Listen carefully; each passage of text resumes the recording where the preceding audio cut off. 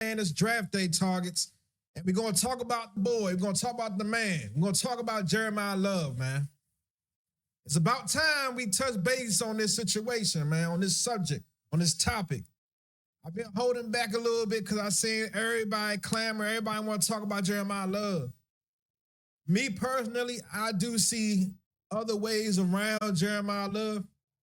But let's talk about him, man, because he definitely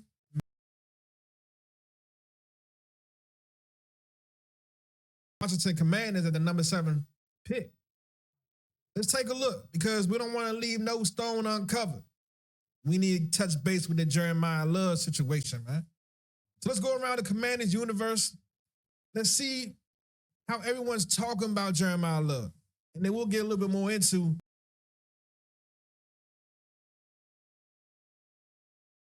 hey, if this is your first time here, make sure you like, comment, subscribe, and beat up the comment section, man. Let us know what other prospects we need to look at, what other prospects will fit the Commanders at the number 7 pick. Do the Commanders need to trade that pick? What do the Commanders need to do with the number 7 pick? Beat up the comment section with that. All right, let's start this over. We're going to first take a look at some of his highlights from the NFL Combine recently. Let's see some of his skills get displayed, without the pads. Ago, Jeremiah Love's second run. Slightly better. High 437, 436. That's a good number. I'll take it. You know what I'm saying? Like I said, me personally, man, I do believe that there's other routes outside of Jeremiah Love. If we pick up Jeremiah Love, we got to use him correctly. Let's not make him into what he's not. You know what I'm saying? Pass on this guy. No. I don't think a lot of teams can afford to pass on this guy. No. You go in the draft, Charles. I don't think a lot of teams can afford. All right. See, you will hope, and look, this is me just critiquing from my critique, right? You would hope this foot is on the outside, which pushes him out. You know what I'm saying? Him going off his inside foot, that's just workout with no pads, man. Like, is he doing that in the game? You know what I'm saying? Are you launching off your right foot to go right? You dig what I'm saying? Like, you want to launch off your opposite foot to go right. To pass on this guy. No. That conversation, like he had, of course, the anatomy of your body. You had to plant that left foot, but it looks like most of that weight was on that right foot.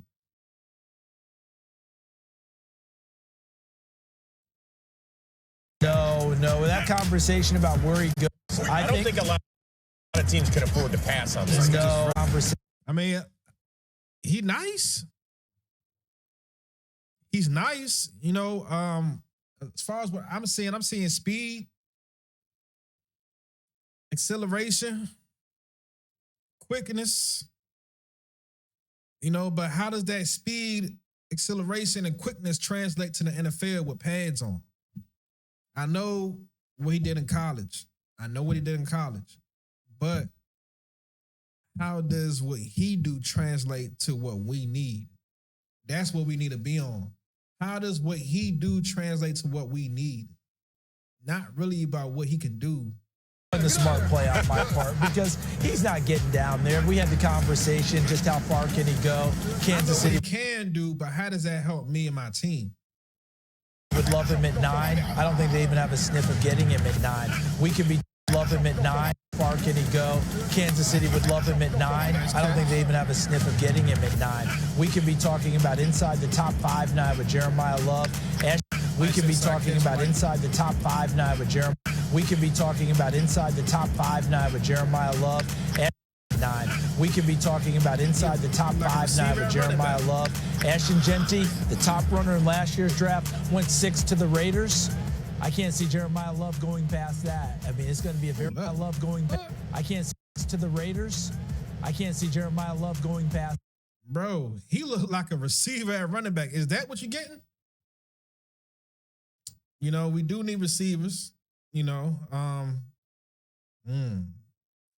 See, this is my thing, man. Like, don't pick up Jeremiah Love and not use him to his full capabilities, man. Like, he could start out in the backfield, and then he could flank him out left, or flank him out right, or flank him to the slot, and he could go empty backfield just like that.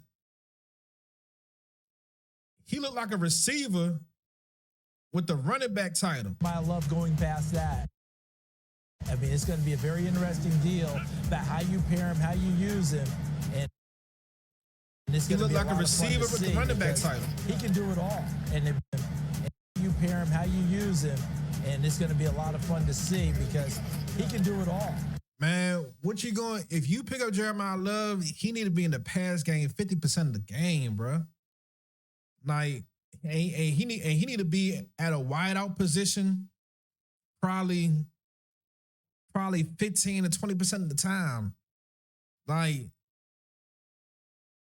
now I see what Jeremiah Love is. Jeremiah Love is a matchup problem. Jeremiah Love is a matchup problem for any defense because the guy's a wide receiver with the running back title. You could come out there in single back formation, flank him out right, flank him out left, flank him to the slot, put him on the wing anywhere, and he's a threat. He's a threat going up against linebackers and safeties. He's a threat. Now, this is for the NFL. I know what he was in college. For the NFL game, that's how you gotta rock with it. You gotta put this guy in the pass game. He has to be at a receiver position like 20% of the game, man. He needs to be at a receiver position 20% of the game. Which means 20% of his snaps, he needs to be at the wideout position. Because that's the only way that you maximize his skills. I'm just looking at this. I know y'all doing the homework. This is not my job. This is y'all job, Adam Peters. But off of what I can see and how he translates to the NFL, he is a hybrid running back receiver. And that's really how you're going to maximize Jeremiah Love. You know what I'm saying? Because, honestly, I do see that, to be honest, a guy like Emmett Johnson out of Nebraska, running back, he a thumper. He a speed guy. He could cut. He could take it to the house and he could catch the ball. Emmett Johnson is right now mock draft to come out to be selected around the 4th round. You can get a guy like that in the 4th round that can give you what you need as far as the Commanders are considered. You know what I'm saying? Like, can you fit a hole? Can you plug a hole for us? Can you fill a role for us? And that's what Emmett Johnson does. Now, Jeremiah Love can take you over the top. If he's misused, if he's mishandled, you could kind of fuck up the operation. So, David Blau, what is David Blau? David Blau will need, if we pick up Jeremiah Love, David Blau will need help to devise a scheme around Jeremiah Love's talent to maximize it. I'm talking about maximizing.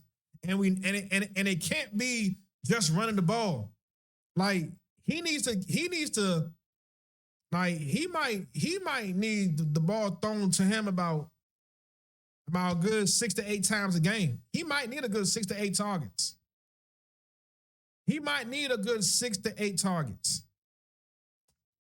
Like, in the pass game.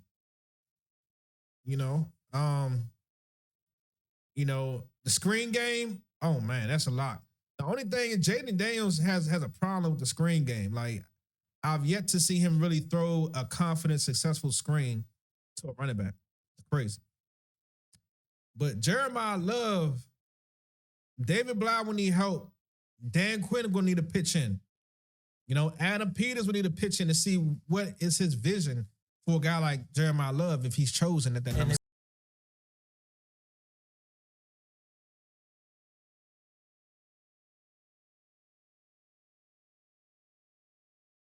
How do you do that, by the way? You do? You think Love is? I think people may have. How the hell is any, even a cornerback, but how is any linebacker? How is any defensive lineman? They be putting DNs in the flat. They be putting DNs back in coverage sometimes. How are they supposed to keep up with that? How is a safety supposed to keep up with that? Love. How do you do that, by the way? You do? You think Love? I think he got to be used way more than just run game, man. Second run. He got to be more than the run game. That's what I'm seeing. But we got more to see. Let's check out what's next, man. Now, this is something that I thought was pretty.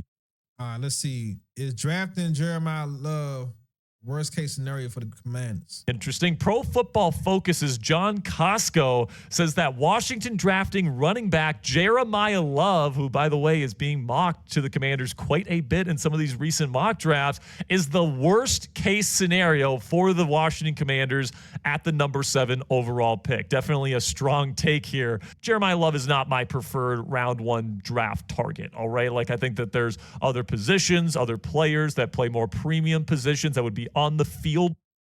I mean, I do agree with that, man.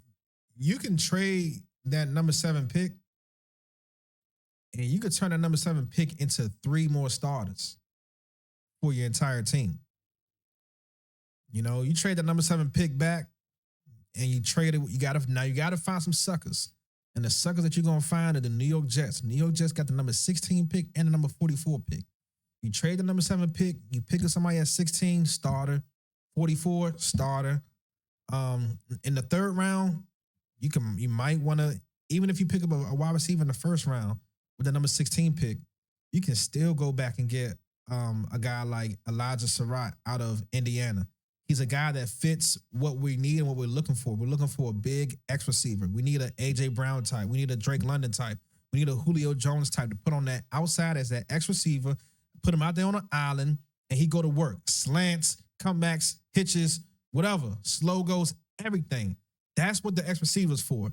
Terry McLaurin's more of like a Z receiver. You can move him no matter. You can move him all around the formation. X receiver, you want to put him over there on the island and you want him to go to work. Take his lunch pill and go to work on that cornerback. You know what I'm saying? So just right there, those are 4 starters right there. You can turn your 1st round pick at number 7, you could turn that into 4 starters. You know, so with adding a 2nd round pick. You know what I'm saying? So there's opportunities everywhere, man. But it's about Jeremiah Love. Let's continue. More like running backs, like even the best ones are only on the field for like 60, 65, 70% at the very most percent of the snaps. And, certainly Jeremiah Love is a very, very good running back prospect. And I do think that there are worse ways to spend this pick. Like if the Commanders end up, bringing in Jeremiah Love at number 7, I'm going to be excited about it, right? I'm going to be excited about what that's going to look like with Jaden Daniels and Jeremiah Love. And they bring him in at number 7, there's going to be a lot of expectations, man. The hot seat is right around the corner. All right. Let's see what my man Bucky Brooks got to say. This is recent. You have Love going number 4 to Tennessee. See, and there's other spots he could go to. If a defensive player does drop to us, I don't believe we take a defensive player. I don't think we take somebody on the front 7. Let me put it like that. Because the safety Caleb Downs is there. He'll be a great option as well. But I don't see us choosing anybody. I don't see us choosing Caleb Downs just for the the ACL rumors. The regenerative knee issues that has been rumored about him. That's one of the reasons why I think Adam would definitely pass. Adam got rid of another guy who had degenerative, quote unquote, shoulder issues in John Allen. Traded his ass to the Minnesota Vikings. So just for that, I'm just trying to get in the psyche of Adam Peters. I don't think Adam Peters chooses Caleb Downs. I'm just going to base it off just off him trading away John Allen. I'm gonna say he doesn't choose Caleb Downs.